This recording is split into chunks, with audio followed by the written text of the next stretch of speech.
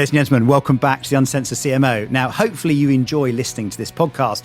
But if you were to listen to another marketing podcast, then maybe I'd recommend Nudge by Phill Agnew. Now, the reason for that is Phill is a master of behavioural science, and in particular applying behavioural science techniques to marketing to help you deliver better results. And I thought it'd be a lot of fun to get Phill on this podcast to ask him what are the top 5 things he's learnt about behavioural science that you can use in your marketing. And in return, I thought I'd have a think through all the episodes that I've done, all the experts that I've met, and try and pull out the 5 most important things I've learnt as well. This episode was a lot of fun, and I know you're going to enjoy it. So, Phill, welcome to the show. Thank you, John. I should say welcome to each other's shows.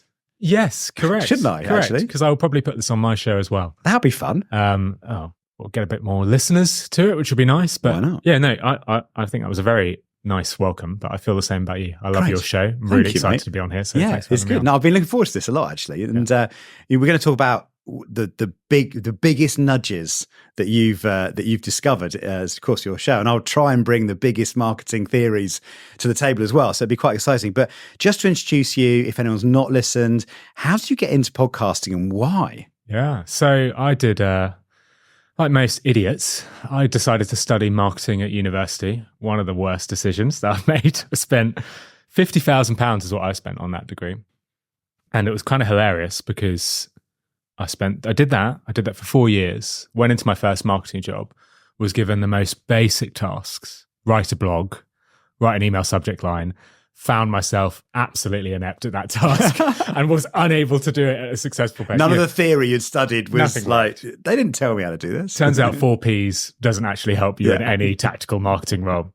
And I basically had this period of my marketing life, maybe 2-3 years, where I just had no idea what I was doing. I felt quite frustrated because in most other degrees, what you study are these laws and these principles that then you hold and you apply throughout your career. And the opposite felt true in marketing.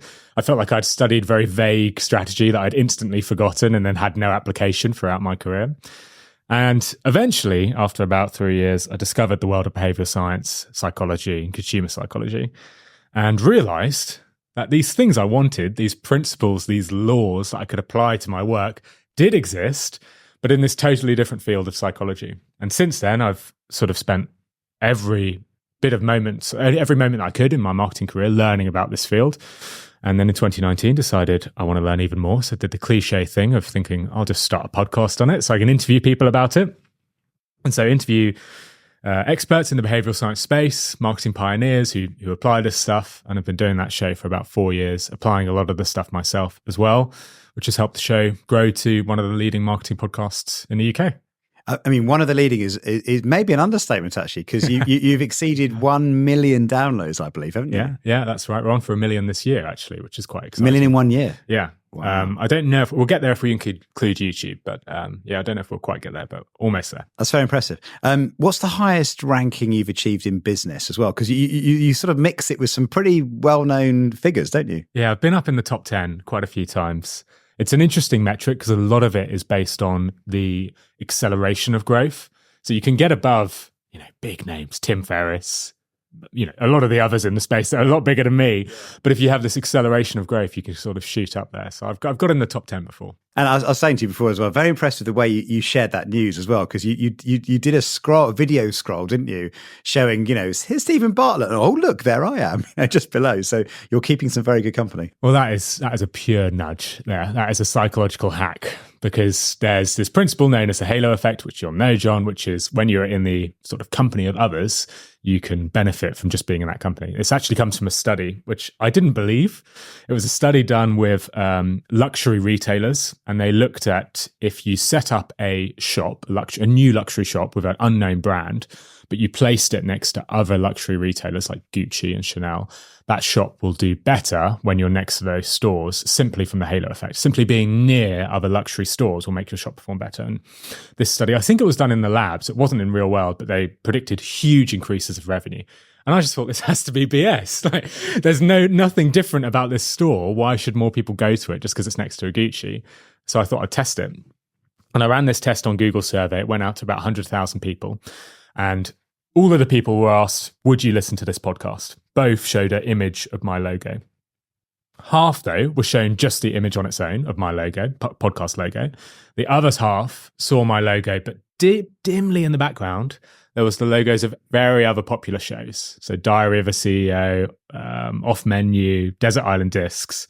And I wanted to see if just merely being in the presence of those others made my show people more likely to listen. And it 3x'd the amount of people that would listen. So really? the control was about 6.4% said, yeah, I would try the show. With the variant, which had the halo effect, 15.8%, I think, said they would listen. So when you tell people that you're a top show, picture the other shows you're around, because that will make it even more impactful. That's amazing. And look, again, it's referencing a much bigger category in business as well, isn't it? So, reaching more people, much broader audience as well than I say just marketing. And obviously, we're here to do marketing podcasts, but it also means you probably draw in a bigger audience, don't you? Because more people see it than would have seen it before. Exactly. That's exactly it. Yeah. Well, congratulations on that. That's very, very impressive, and long may it continue. Let's get into the top 5 nudges. So what we thought we'd do, just for fun, listeners and viewers, I've come up with 5 lessons I've learned since doing this podcast. Phil's come up with 5 of the most powerful nudges to transform business. And we're going to do a bit of nudge marketing tennis between us and see how we get on. So give us your number 5. Why did you pick it? And what is it? And what can we learn from it? The first one I wanted to talk about is a very powerful one that I've used a lot in my shows. I think you probably use it as well. It's known as the labor illusion. And this is the idea that if we see the effort that has gone into creating something, we will value it more highly. And the most, I think, famous person who applied this was Steve Jobs. Whenever he started a keynote presentation at Apple, he would start by saying, we've been working on this feature for years. We've built something which will revolutionize the industry.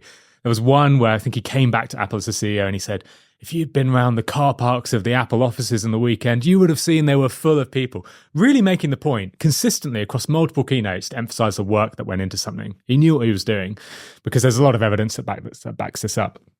So there's a study by someone called Morales who essentially showed participants lists. These participants were people who were looking to buy a house. And he showed them lists of these houses. The lists were identical, but some people were told, the real estate agent has spent all night preparing this list of houses for you. Do you think there's any house on here that suits your needs? Whereas the others were told, the real estate agent used a computer to generate this list in 30 minutes. Is there any that you think you'd need? Turns out, unsurprisingly, of course, but something that's important for us to know, the one that people thought took more effort was valued much higher. So people were far more likely to say, oh my God, I love this house in the list that the real estate agent spent a long time preparing. And so you can apply this to marketing. You can apply this to podcasts. One of the best ways I applied this was in a Reddit ad. And I did 2 ads, identical ads, links to my show. One said, learn the 6 best things I've heard from marketers this year. The other said, I've spent 480 minutes listening to marketing experts this year. Here's what I learnt. Lo and behold, the one that suggested that I had spent 480 minutes, that was true, by the way. Yeah. That one performed far better. I think it was 2x the number of clicks. So this labor illusion nudge is really, really powerful. I love that a lot. In fact, I've listened to Stephen Bartlett talk about how he made his podcast successful. Yeah. I don't know whether I entirely believe what he says, but the amount of work he claims goes into it. I mean, for example, he talks about the team have 120 KPIs. Yeah. And I'm like, really? Yeah. Now, I don't know whether it's an exaggeration or not, but I mean, it just signals the amount of effort and work and quality control that goes into making the show. And like you say, that just means, well, it must be good. Yeah. I mean, if that, if they care that much about 120 things, surely it's good. And you should apply this in lots of ways. So you're applying this right now with this beautiful studio setup that's showcasing to people. And it really is, to everyone watching or listening, this is very impressive. You put a lot of effort into this. People can see that. They'll value it more. Yeah. And there's other ways you can do it. If you go on a brewery tour, studies have shown that if you go on a brewery tour at Guinness, you will value the beer that you're served at the end much higher because you've seen the effort that goes into it. Any company should be showcasing the work they're doing, showcasing the effort they put in, showcasing the money invested. All of that will make them value the product more. Very good. Well, I might use your beer analogy to pivot to my number 5. That's right. So here we go. Here's a little pivot. So in a number 5, that might be surprising, but the power of getting fired. Yeah. So, in fact, I was at an event last night, and I was talking about the background to the podcast and how I set it up, and the fact that actually the only reason I set the podcast up because I got fired from my job at BrewDog, and I found myself freelancing. And one of the questions that people kept asking me, I was working for a number of different agencies helping on business development, and they all asked me the same thing. They said, "John, can you introduce me to your CMO mates?" I'm like, well, funnily enough, I don't have a long list of CMO mates that I, hang out on Friday afternoon with, kind of thing. It's not how it works. I'm usually pretty busy, doing the job sort of thing. And I thought, well, actually setting up a podcast would be a pretty cool thing to do, because a bit like you in terms of what you're doing with behavioural science is it allows me to meet the right kind of people and find out from them, learn from them, and make some content they might kind of like. And it's a great networking tool. So anyway, I was at this networking thing last night and said, I told the story about how I got fired from BrewDog and how that's actually why I ended up being a kind of podcaster. And anyway, someone came up to me and said, "Congratulations on getting fired." Oh, geez, thank you. But reflecting more seriously on it, actually, and being fired or failing is something that people find hard to talk about. And, it's funny, it's a bit of an English thing as well, I think, we couldn't possibly mention the things that have gone wrong. But actually, in my experience, you learn so much when things go wrong, don't you? And I think it's something that we can all benefit from, because, when things go wrong, that's when you learn and that's when you can improve. And any biography I've read of a really successful person, like half the book will be about all the startups that failed and how they went again and all this kind of thing. So the first thing I thought in terms of getting fired is see it as an opportunity to learn and see it as fuel. Because the other thing that happened to me as well, in fact, I got fired twice. So my claim to fame is in 1 year, I got fired twice. So I'm thinking of inventing the Fired Twice Club, just to kind of, hey, you haven't tried. If you haven't been fired more than once, you're not trying hard enough, sort of thing. But the second thing I learned about being fired was actually there's a lot of people out there that are very generous with their time. So when I suddenly found myself unemployed, the amount of businesses that were keen to give me a job or consult or whatever was amazing. But I did this thing where I basically had a 100-day plan to meet 100 people in 100 days. And I thought, I think I started with about 30. And the idea was every time I met someone, I'd go, introduce me to someone that you think might be quite useful for what I'm trying to do. And what I discovered is the generosity of the network. When you're out on your own and you're trying to find a job, people will be so generous. But when you're in a corporate role, in all the muck and bullets of the job, you forget that, in fact, people are more likely to try and sort of, criticize you or make you fail. But actually out there in the real world, particularly with startups, I found with startups and scale ups and VCs, everyone wants you to succeed. And it was a really powerful thing. So that was my next learning. And then my next learning after being fired, something I felt very profoundly is it's more important who you work with than what you do. Because I think actually we like to talk about purpose and, working for the right type of company, that kind of thing. But actually it's the people that you are working with that determine your success, I think, more than what you exactly do. Do they inspire you? Do they have you back? Have you got the right kind of team? Are you all going in the same direction? And so I kind of reflected that actually I wish if I did my career again, I thought much more about the people I was working with and whether our values were aligned and whether we were kind of had the same vision than necessarily the brand above the door, which can be quite easy to, go for. I think I've got a theory actually, John, about you. I've got a theory that the way, how open you are about that period of your life directly correlates to your success now. And I think it's a really important thing. Actually, it's one of the things that I wanted to talk about anyway. So it's a nice link to one of my nudges. Because you being so open about the fact that you were fired from BrewDog, I think only benefits you. Yeah. Which is irrational, because most people would think, I should not tell people I've been fired because they will associate me with being poor at my job. And why would they listen to my podcast if I'm poor at my job?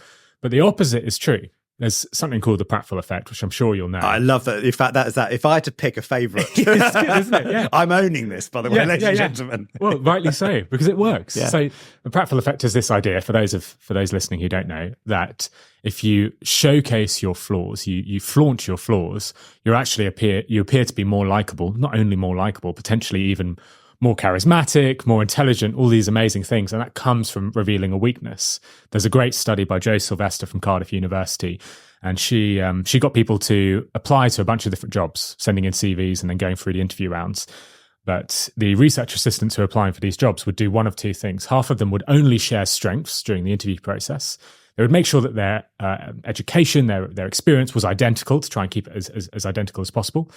But some would only show strengths, like the opposite of what you're doing, but some would show their weaknesses as well. So like you're doing, being really frank and transparent. And she found, conversely, which we wouldn't expect, the people who showed their weaknesses were more likely to get the job. That shouldn't happen. That shouldn't happen at all? Because by showing a weakness, you are revealing a flaw. But it does work, and it makes you more likely. I think it's believability. So the one thing I hate in interviews, I'm interviewing somebody, and I go, "Give me an example of a weakness," and they'll say something like, "I'm a perfectionist." Yeah, you know what I mean. And I just go, "Come on, like that's like that's a strength, right? So that's not really a weakness." But it's also I think the importance of it is that it's how well you know yourself. And if you know yourself and you know your weaknesses, you can compensate for them. And the people that I found most difficult to work with are those that don't recognize the things they're not good at. Because we're not perfect, are we? It's interesting, actually. I've probably told this story a bit too much already, but I was in Tel Aviv a few years ago, and I met the founder of the biggest venture capital company in Tel Aviv, in Israel, I think. And he was just amazing to listen to. But when he vetted potential people to invest in, he says, and now I'm paraphrasing, not necessarily quite right, but the essence of what he said is, if you haven't failed, I won't invest in you. And the reason he said that it's so important that I want people that can deal with failure because it's going to happen, right? And anyone who's failed and picked themselves up and learned and rebuilt, that's the kind of character I want.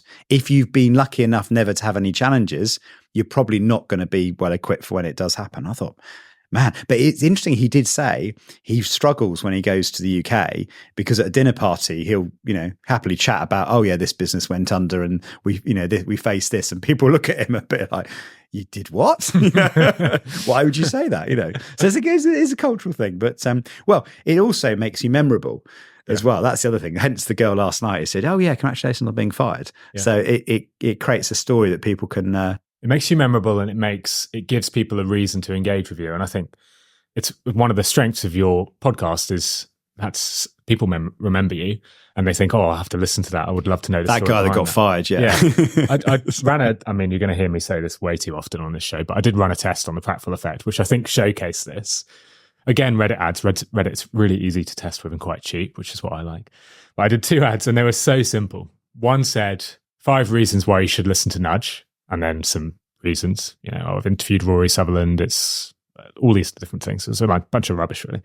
And then the other said 5 reasons why you shouldn't listen to Nudge. Just telling people not to listen.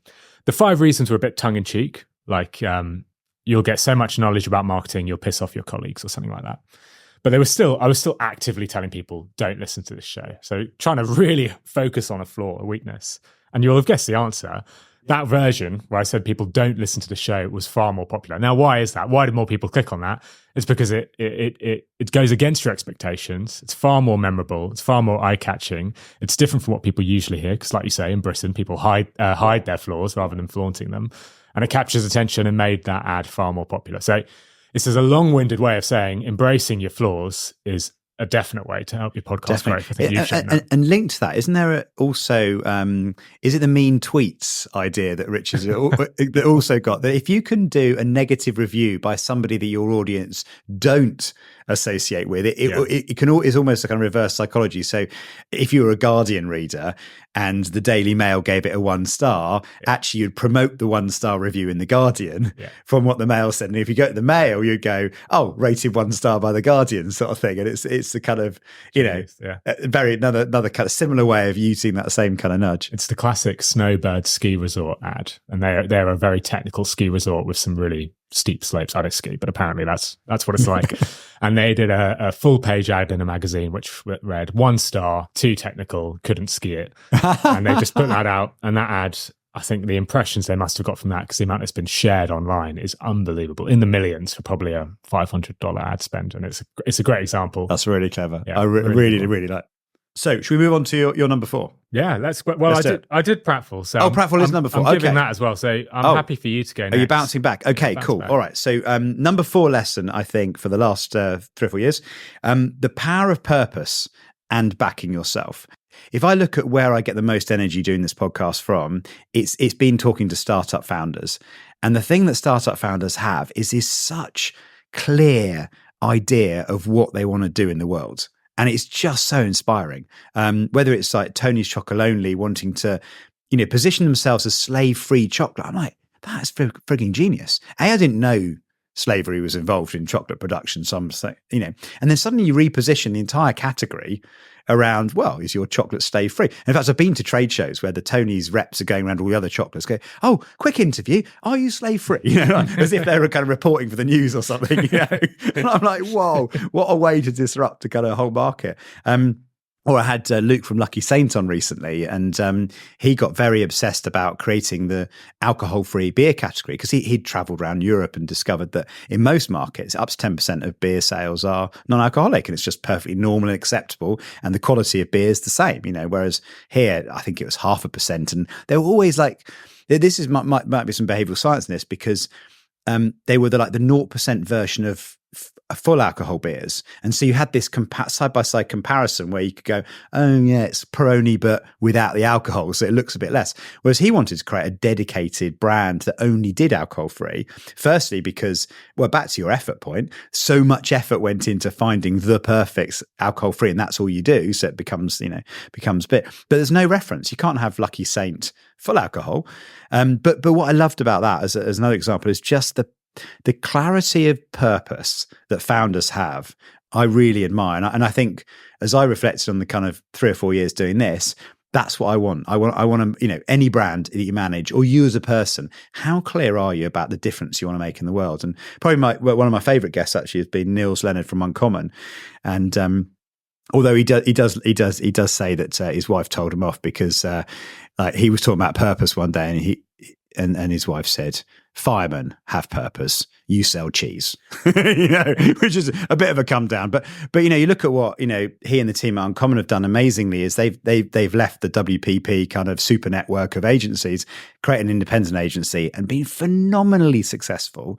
And they're really passionate about wanting to work with brands that want to see a change in the world, and it's really clear, and you feel that. And so anyway, so I thought for me, looking back, I think the power of your purpose, I mean, not necessarily social purpose, don't all have to save the planet, but the power of your own purpose, and then backing yourself. Because I admire anyone who jumps from the kind of safety of a corporate role into a startup and backs themselves. I think that's just incredibly inspiring. Yeah, it's a really good point. I think the interesting thing with purpose probably is because you've got two camps. You've got people that really do purpose, like we were founded to solve this problem, right? And then you've got people that will make up some statistic like 75% of Gen Z care that their coffee is sourced from an ethical plantation or whatever, you know what I mean? And you look at it and you just go, well, of course you tick the box. I mean, like, who wouldn't want that? You know what I mean? It's just sort of slightly fabricated, as a communication message sort of thing. So, but I'm all in on the authentic purpose and what are you here to do? What difference do you want to make? And is it legitimately what you can do? Does it, like Tony's Chocolonely, you look at their annual report.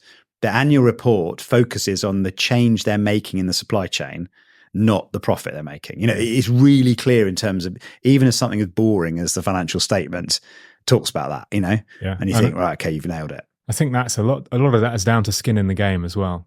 So there's one thing in having a purpose and claiming that you care about slavery. Well, Patagonia is an example that I often think about, claiming that you care about the environment.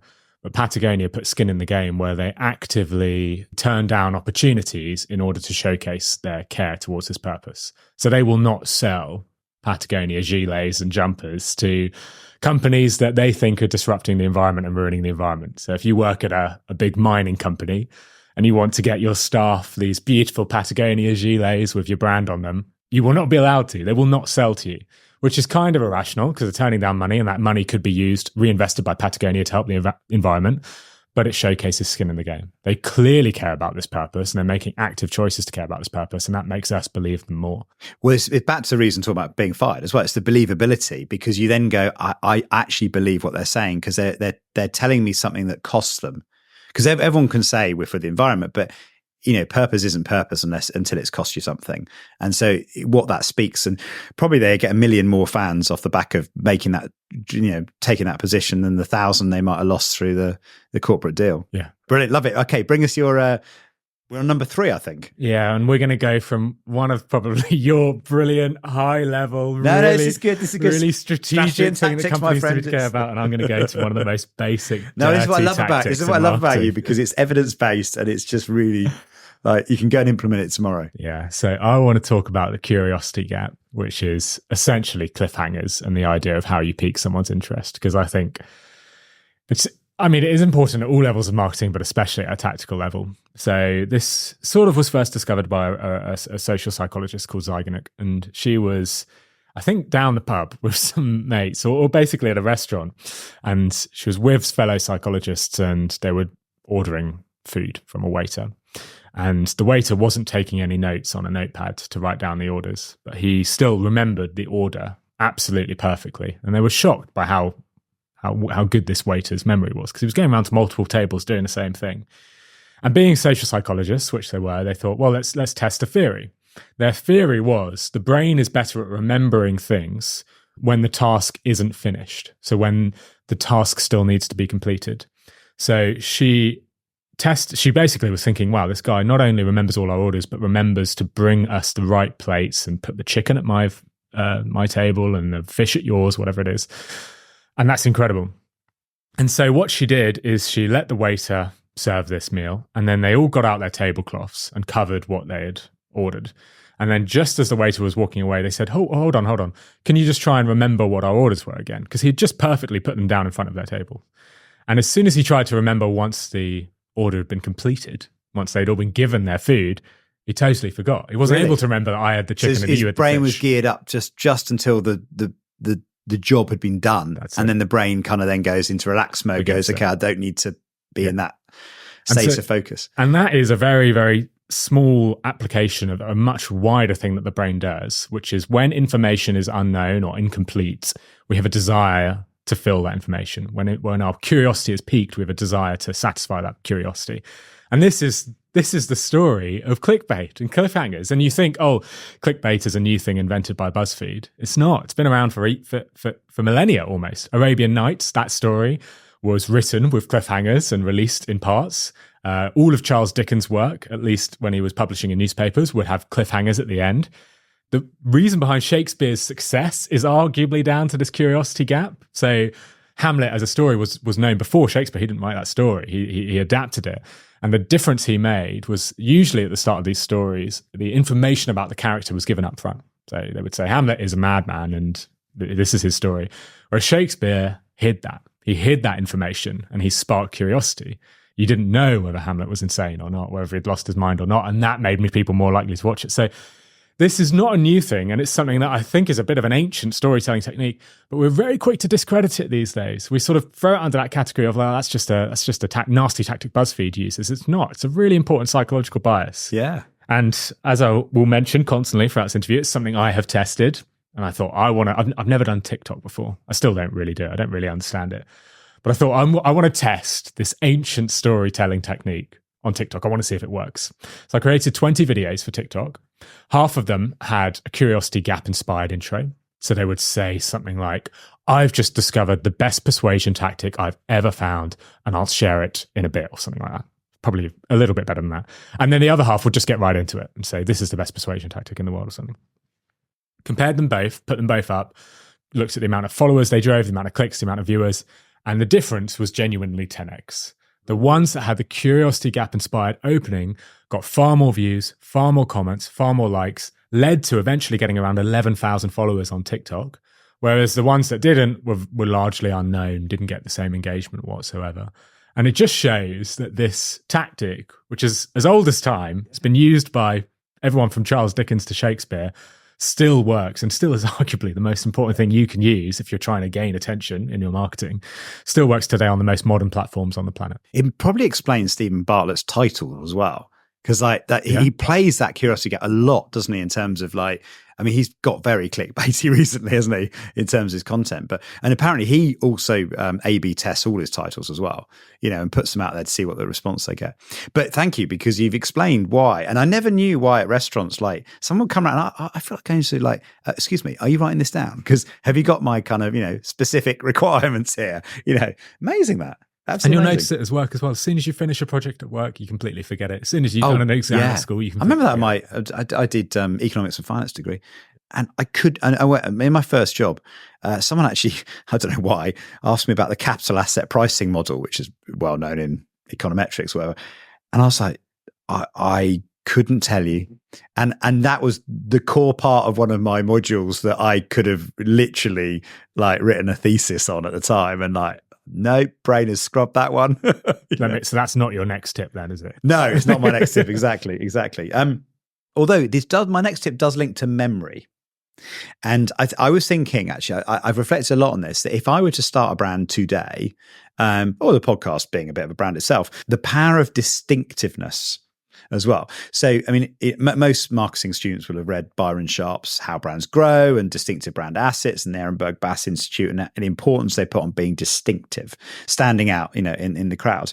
And then my colleague Orlando Wood's written a lot of things. He calls them fluent devices. I mean, his focus on advertising, and what he means by fluent devices, a repeatable character like Kevin the Carrot in Audi, or a repeatable scenario. Should have gone Specsavers, or You're Not You When You're Hungry, that sort of thing.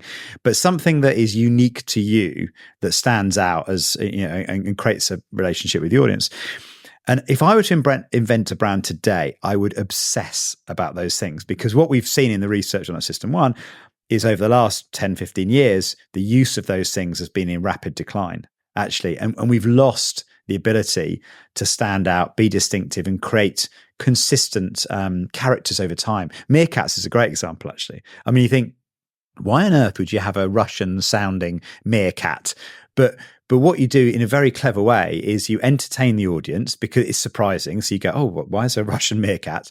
The joke on the compare the market, compare the meerkat. I mean, the first ad they did I think it's still the best, where you've got, Alexander going, basically saying, we failed to drive any traffic to compare the meerkat. They've all gone to compare the market. This is really annoying. What are we going to do about it? I want to compare the meerkats. Anyway, but it's just like an inversion of the joke, but it's really, really cleverly done. But it sticks in your memory, doesn't it? Because it's distinctive. And we argue about difference versus distinctiveness, but being distinctive, I think, is so important. In fact, I'm going to piggyback off that, and that's going to be one of mine as well, because I think distinctiveness is so well proven in the world of behavioral science in terms of the effect it has. This goes right back to von Westeroff's studies in the 1930s. She ran tests where she showed people lists of letters that they needed to remember, different combinations of letters like Z, W, X, D, another set of letters, another set of letters, another set of letters. She needed to see how many they would remember. But within that list, she would put a combination of 4 numbers, 1, 7, 2, 3, whatever it might be. And then at the end, she would say, write down as many of these combinations as you would remember. The numbers, because they were the distinct thing within the list, were 30 times more likely to be remembered than the letters. She would switch it to prove that it wasn't just that numbers were more memorable, where numbers would be the common thing to remember, and then there would be a set of letters. And then the letters were 30 times more memorable. And it's this finding basically that being distinct, it boosts recall, boosts memorability. And Richard Shotton, he updated this in 2018, did it with brands. And I think this is a really interesting application that people need to remember, because he did a study where he showed people 10 brands from the same category. So 10 automotive brands, Ford, Chrysler, whatever else it is.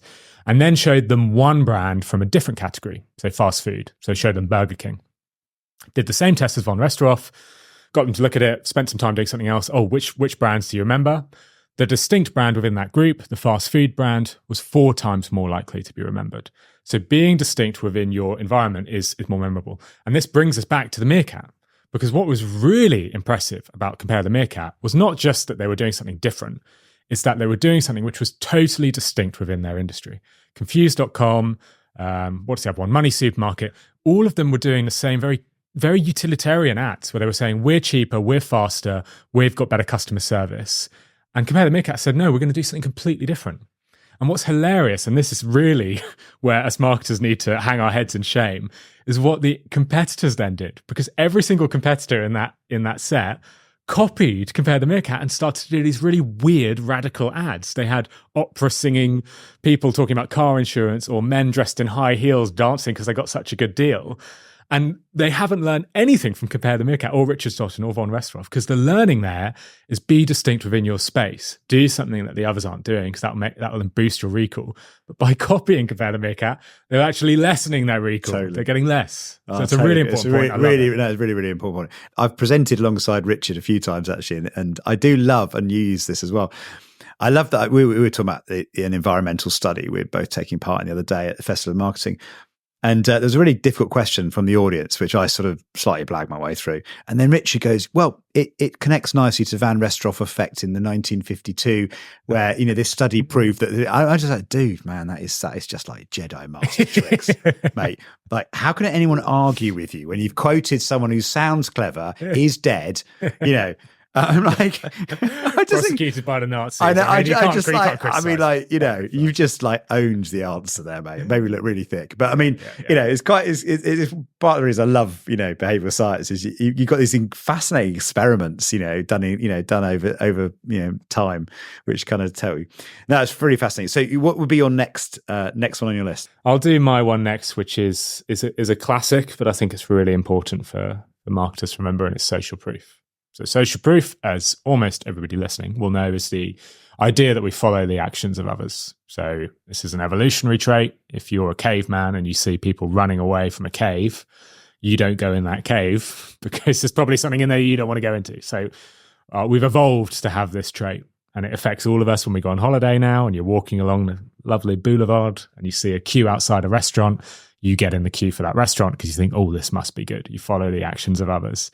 And there's lots of wonderful ways this is applied. The most basic is if you go to a restaurant and you see a menu and there's a most popular dish on that menu, the orders for that dish will go up, even if it's more expensive.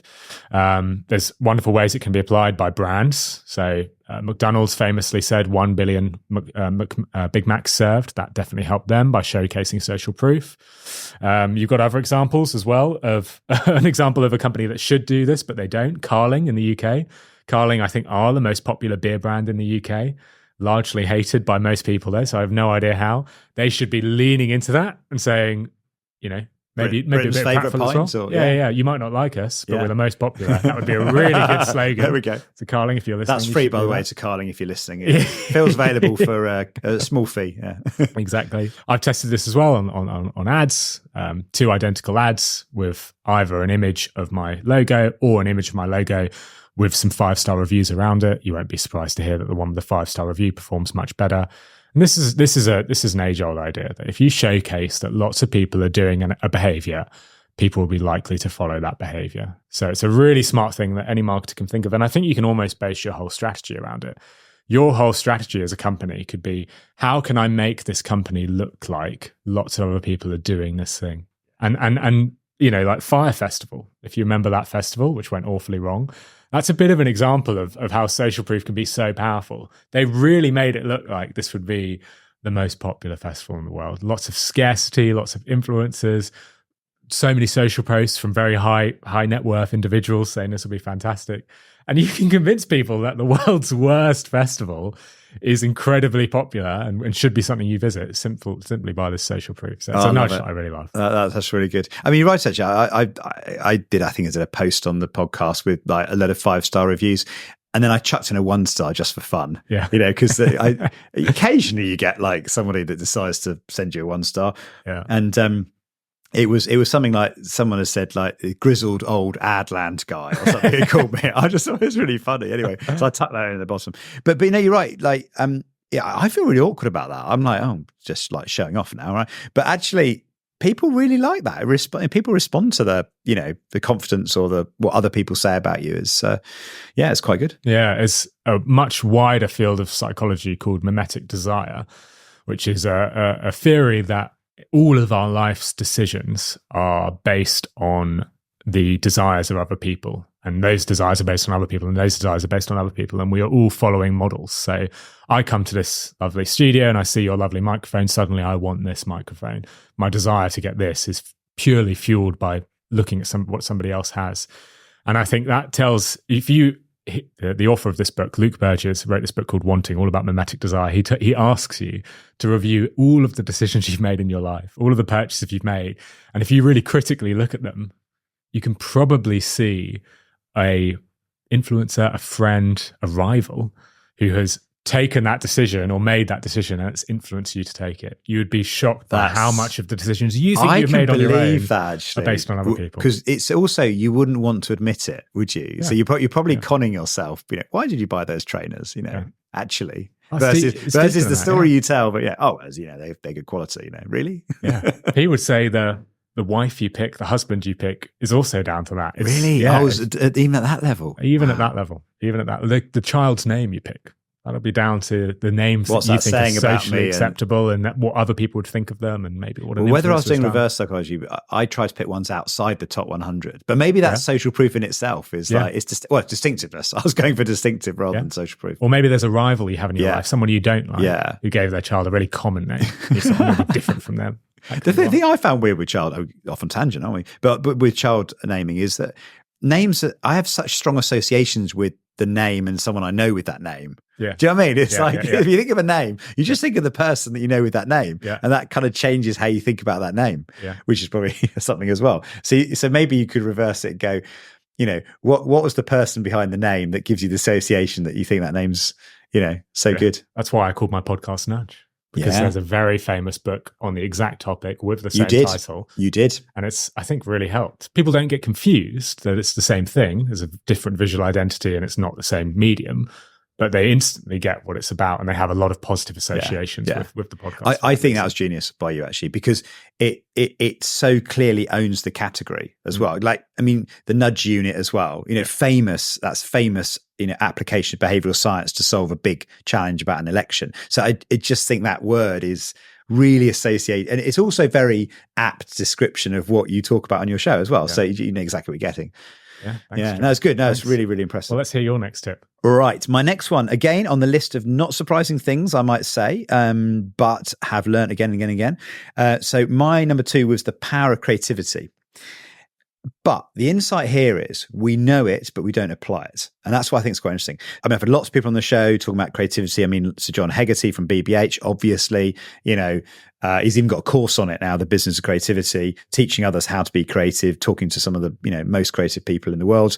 I also did an exercise where I looked at I tried to write down the 5 most successful moments in my career and why. And creativity was at the absolute heart of all of them. And what I realized is it was like thinking of a different way to solve a business problem. And interestingly, they weren't all, in fact, very few of them involved advertising, because we think of creative as advertising, but actually creativity in its broader sense in terms of solving a problem in a different way is, I think, the most important thing to apply to business challenges. And it's so competitive that to give you advantage, I think creativity is important. If you look at culture, I mean, I had Megan Farron from KFC, and do you remember there might be some behavioral thinking in this. Do you remember when they ran out of chicken? Yeah. And they did the FCK response. Genius. Absolutely bloody awesome, wasn't it? There must be so many, there must be some behavioral science things going on there in terms of changing the words around and being authentic, a bit like the being fired thing. Or Pratfall. Maybe it's the ultimate Pratfall as well. I just spoke to a researcher called Sarah Moore, and she's done a bunch of studies on online reviews that feature profanity. So she looked at 300,000 reviews across Amazon and Yelp. Amazon don't allow profanity, it censors it, but Yelp do. And she found that any review that includes profanity is considered more believable, more likable, gets more upvotes, helpful votes, all these things. So why is that? Well, if you use profanity, you're doing 2 things. One, you're showcasing your emotion. You're being quite obviously strong. So you're clearly showing that you care about this issue. But more importantly, it's a bit of skin in the game, like we spoke about earlier. Because profanity is a taboo word, you're taking a social risk, which means you must be really invested in this point of view. So KFC are kind of genius, because by saying FCK, they're taking a taboo risk. They're potentially, harming their brand. They're also showcasing a flaw as well. But all of that makes them more believable, makes them more likable. And it's actually something, I'd love to know if you spoke to Megan about this, but they use this all the time. They had a campaign back in 2019 called Cluck the Fuck, 199, Cluck the Fuck. Repeat that, edit that out. What the Cluck? Oh, what, the cluck? $1.99 for your lunch, and that got actually banned, but probably actually got a lot more. Well, after the tango tactic, that's what Tango used to do back in the day, get banned and get talked about. And have you seen KFC's latest ad all across the underground about their chips? No. Go on. It says, finally effing good. And you read it and you think, oh my God, they can't. They're just admitting that everything that went before was terrible. Well, that too, but also, like, is that not a swear? But underneath the chips, with the chips are over this effing, so it sort of looks like it's covered. It actually says finger licking. If you sort of really squint and look beneath, so they can get away with it. Yeah. But it's very smart because all this profanity, it's distinct, grabs attention, it's a social risk, makes you more believable, actually makes you more trusting, and it can be a really smart thing you can add to your marketing. So I can see how that I really love helps. that one. That's really good. Oh, that's brilliant. It does explain why Mark Ritson is so successful. Yeah. As well. Yeah. Big time. Yeah. And I'm surprised you don't lean into it more, seeing as you are the uncensored CMO. I know. Well, I did get a review on me once and just said, like, come on, where's the swearing? Right. So that brings us to number one, doesn't it? Well, what have you got? Well, I've got a kind of this. We're recording this in November. The New Year's coming up, and it's just quite a simple tip, but has a lot of psychological basis. So there's a researcher called Katie Milkman. She's written a fantastic book called How to Change. It's all about changing people's habits. What are we as marketers trying to do? We're trying to change people's habits. We're desperate to get people to buy different laundry detergent, whatever it might be. And her findings show that there is a lot of value in, of course, the content that you create, the message you put out, but there is almost just as much value in when you ask people to make the change. And it's something that we never really think about as marketers. We always ask them to do something immediately. We say, go to this movie now, buy this laundry detergent now, drink this beer now. And her finding is that, no, if you ask them to do something on a future date, which is significant, they'll be more likely to make that change. So she did, honestly, dozens of studies on students where she would try and get them to, say, go to the gym or start saving or start studying. And in each of these studies, she would give them two types of dates in the future. She would say, can you do this on Monday next week? Or can you do this on Tuesday, the 17th of March? For one group, their normal dates, let's call them. And then for the other group, she would use what she calls a fresh start date. Now, these fresh start dates have labels which attach to them, which give these dates meaning and significance, but they are, at the end of the day, dates. So a fresh start date would be the start of the new term, or in the new year, or even this Halloween, these dates which have significance in our mind. And she would compare how likely people were to go to the gym or start saving or start studying. And when she asked people to do it on a fresh start date, they were far more likely to agree. I decided to test this, of course. So I went on Google Surveys, ran a test. I said, would you listen to my podcast? Here's what it's all about. And then the question was, would you listen to this podcast next Monday? Whereas the other one was, would you listen to this podcast in the new week? So fresh start date. People were 2 times more likely to say, I would listen on the fresh start date. It's a very simple tactic, but can have some quite big impacts for your marketing. So if you're producing a movie and you've got a movie trailer coming out, don't say it's out on the 17th of March. Say it's out in fall or something like that, and then say you can watch it from the 17th. If you're doing a big campaign in the new year to get people to use your product, encourage them to set a New Year's resolution around that product. Or if you're just trying to get people to listen to this podcast, yes, John, thank you. Tell them, give them a teaser and say it airs next week. Listen on your Monday morning commute or something like that. That would be more. It would be a better way of convincing someone to listen than just simply just saying, "Listen now." That's really good. Really, really good.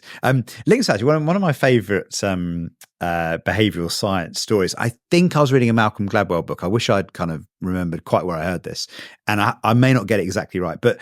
It was. I think there was an outbreak of some disease on a campus in a university somewhere, and the lecturers got together and decided that basically they had to communicate that the students needed to get vaccinated for this particular thing.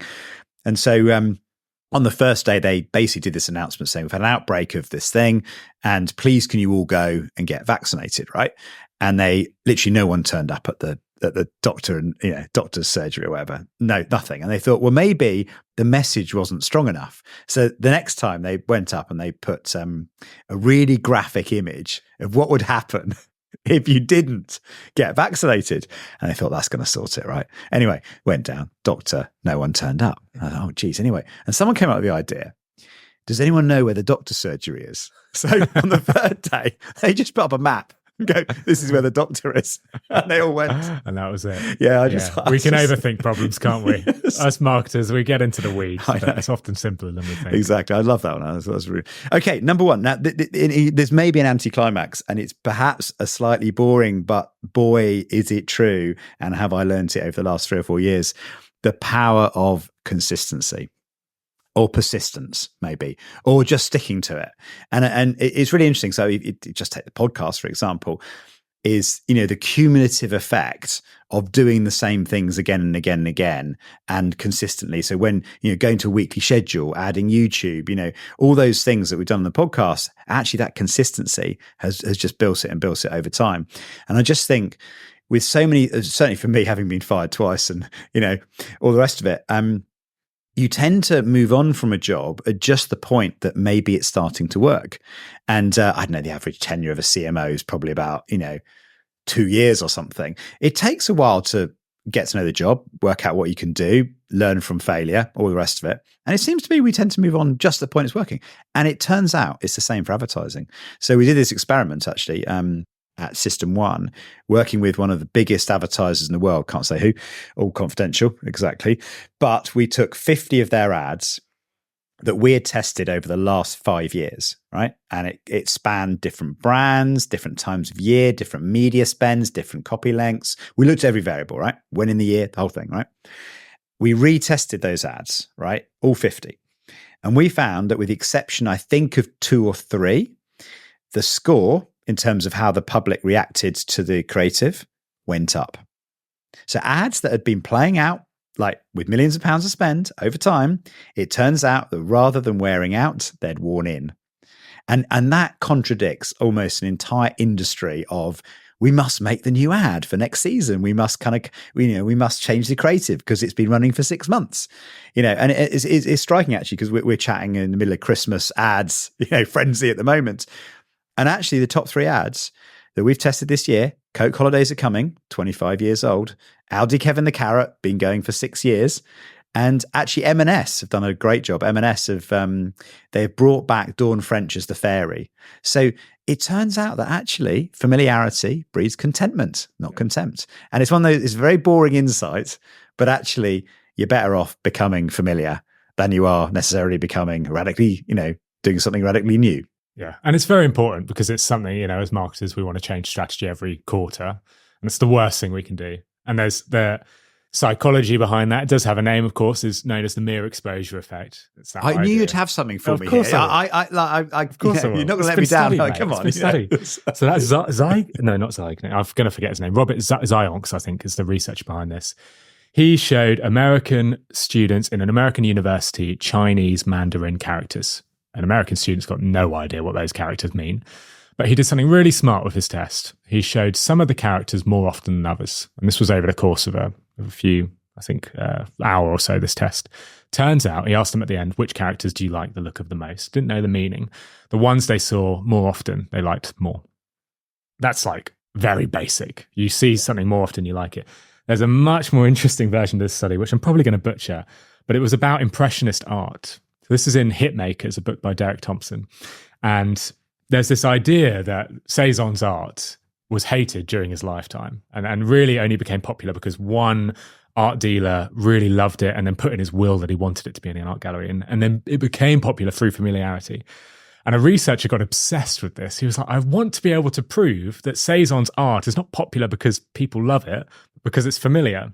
So in his full lecture for a full year, he did an art history lecture, but he ran this experiment where instead of showing the students the most popular art, and he did that by, what's in the National Gallery sort of thing, the art that is widely loved, he instead showed students very unknown art.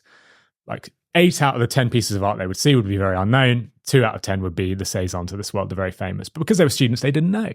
And then at the end of the 6 months or something, he then asks them, which paintings do you like the most? Of course, they say the unknown stuff because that's the stuff they've been showing over and over again. They've not been exposed to it prior. Exactly. And these are people who have studied the tenets of what makes great art. Yeah. But they would still pick the unknown stuff. So even at that point, even at something as subjective as appreciating art, often comes down to what you're used to. And if that works for Cezanne, it should work for Aldi and M&S as well. It should.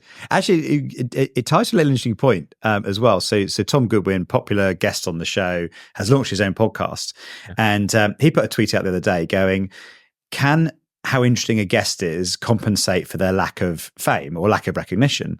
And it got me thinking, actually, that's a really, really interesting question. But if I were to kind of look, at the data in what was, the most popular episodes versus the least popular episodes, the reach of this podcast would be number one, right? So a bad episode today would absolutely trounce the best episode a year ago, right? So the reach of the podcast or familiarity with the podcast itself would be number one.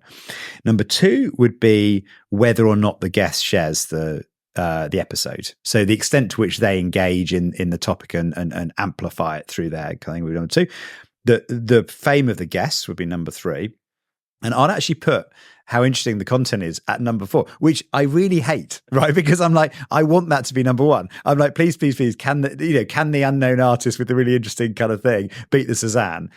I have to go, the data tells me Cezanne. So the data would suggest that the profile of the guest, whether they share it, their reach, your reach as a media channel is actually most important. But that's not to say, of course, neither of us would be here unless our content was interesting. So maybe the interesting, maybe the guest has to be interesting as a hygiene factor. Is my get out of jail on what I think the data's telling me. But I think it's familiarity of the guest. I think I agree with all of that. Hugely important. But I'm gonna disagree with you on one point. Please so maybe do. it's I'd love that. Yeah, come on, let's not agree on everything. Yes, what's the that point? Would be a shame. So we're going to now have our argument to end the show, and you can end on a high. Now. Well, this is a behavioural science thing, right? Peak end rule. Peak end rule, exactly. Let's go for the peak is an argument where I say consistency is great because you learn the trade and you put in the reps and you get better as a podcaster the more you do. So let's talk about this solely from a podcasting point of view, as to a podcasters. And there might be people listening who think, we've now narrowed the audience down to five. But this is fine. Five still listening. Or they want to create a blog or a newsletter or even start a project at work and get a team going, whatever it might be. There is this rhetoric that consistency is all you need. If you do something 10 times, you're bigger than 10% of the podcasts in the world, because most podcasts don't even publish 10 episodes. This really pisses me off. It really pisses me off because it gives this framework of all you have to focus on is doing the thing, and doing the thing is enough. And it's actually, I think, quite self-obsessed. And what you should be desperately caring about and thinking about is your listeners. And what value will they get, and what will they get out of it? And I think my whole thing is consistency does not trump effort, energy, actual quality of work. And if I was talking to somebody who was starting a podcast tomorrow, I would say to them, sure, record 10 episodes, but ditch the 6 that are crap and just put 4 out, which are really good. Because I think there is something in a world where everybody's now trying to be consistent, you can be distinct in trying to be fantastic. So here's a theory then. Are podcasts consistent because they're good, and the podcasts are inconsistent because they're bad? In other words, if you have a bad podcast, doesn't do very well, you're likely to stop. Yeah. So maybe the correlation is down. Maybe that's what it is. Is that great podcasts are successful, therefore consistent. That's probably true. That might explain it. Because I can't disagree with you, actually. I mean, but there's something about sticking to something, because if you stick to it long enough, we were talking about this earlier, weren't we? If you do something consistently enough, it has to be at a high standard. But then you get some podcasts go viral or whatever. I mean, that's a bit of a silly word, you know what I mean? But some bring in a new audience, and then you keep going, and then another one will bring in a new audience. You don't always know what those are. Yeah. And it's I probably put the same effort and put the same preparation to every episode, but they perform differently. Of course. And you kind of don't know that until you keep going. Yeah. And if you've given up at episode 3 or 5 or whatever, you'd never have got to that tipping point. Of course. And you need to learn the craft, and that's how you're going to get there. Yeah. But I think if you look at, the YouTube, and this is now, we're inside podcasts here and it's way too meta and everyone stop listening. But I do think that YouTube is a great test that people can look at and view, because what you see with podcasts is you get consistent listeners because people subscribe and they will listen to every episode. Consistency pays off because they're there anyway. On YouTube, the way you get viewers is not through subscribers anymore. It's all through the algorithm. So you have to create fantastic content in order to be seen. And what does that mean? Consistency's gone out the window. Nobody would say on YouTube, all you have to do is do 10 videos, that's enough. It's not. They would say, spend all your time creating one thing that is incredible, and that will get the views that you need. That will propel you to virality. And then, you know what? If you want to take 3 months to do the next thing, do. You can say the same about artists. You can say that, the best artists in the world don't release a painting or a song or a poem every week.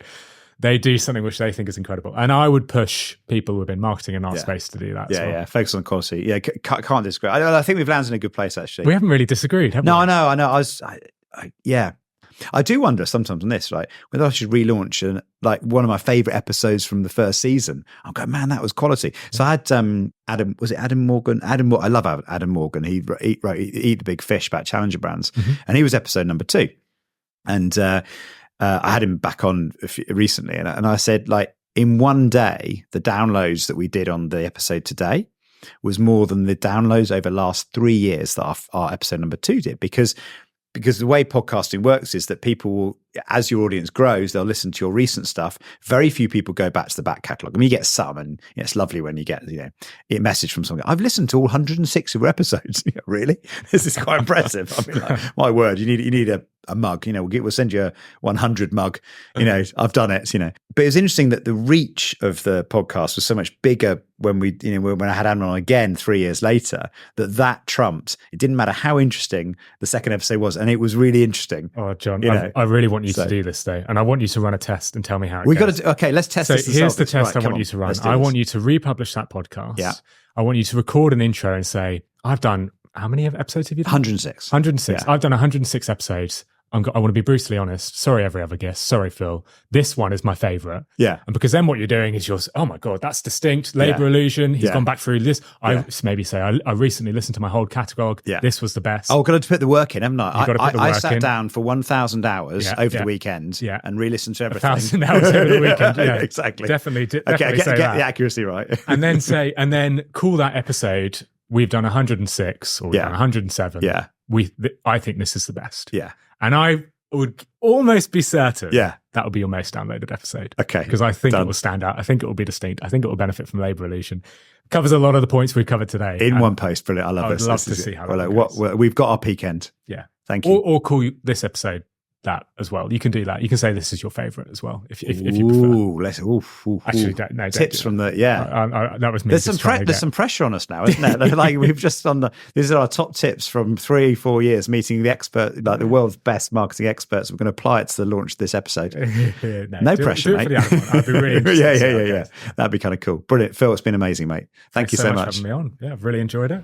Thank you very much for listening or watching Uncensored CMO. I hope you enjoyed that. If you did, please do hit the subscribe button wherever you get your podcast. If you're watching, hit subscribe there as well. I'd also love to get a review. Reviews make a big difference on other people discovering the show. So please do leave a review wherever you get your podcast. If you want to contact me, you can do. I'm over on X at Uncensored CMO or on LinkedIn where I'm under my own name, John Evans. Thanks for listening and watching. I'll see you next time.